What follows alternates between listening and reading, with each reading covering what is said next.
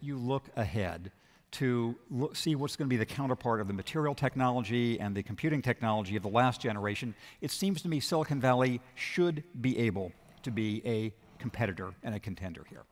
The most fascinating theme for me has been a kind of Darwinian study of cultures and political systems and business approaches and their fitness or lack of fitness over time. And as we think of what are likely to be the comparable technologies, building on these, since all of these things will still matter in the next generation, how do we think about how they will match the university and the human culture of this area? The questions are going to be with increasing precision about whether you feel apprehensive about China.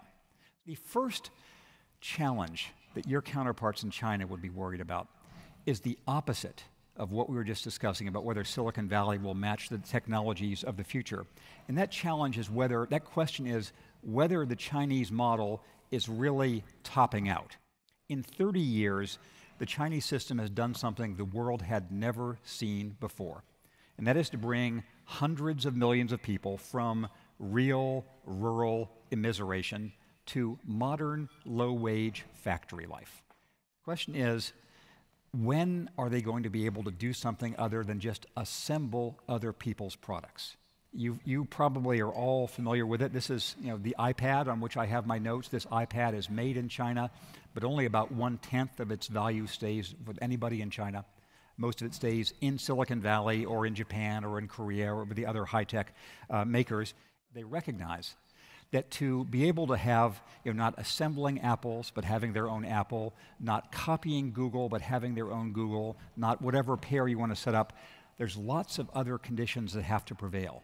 Real university systems, real copyright protection, some sense of a venture capital system, but there is a real question about whether an increasingly sophisticated population can put up with a government that controls the press, the internet, and everything else. And it's every point of view you can imagine is expressed someplace in China right now. And every one of these issues is contested on a really tough frontier day after day after day.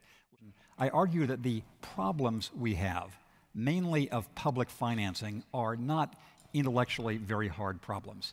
Anybody in this room with 1 hour looking at federal expenditure sheets could say, okay, here's how we could put the federal budget back on a more sustainable track. A generation from now, when you honor the next recipient of Lenny's Award, you'll be able to look back on another generation of growth and success in Silicon Valley.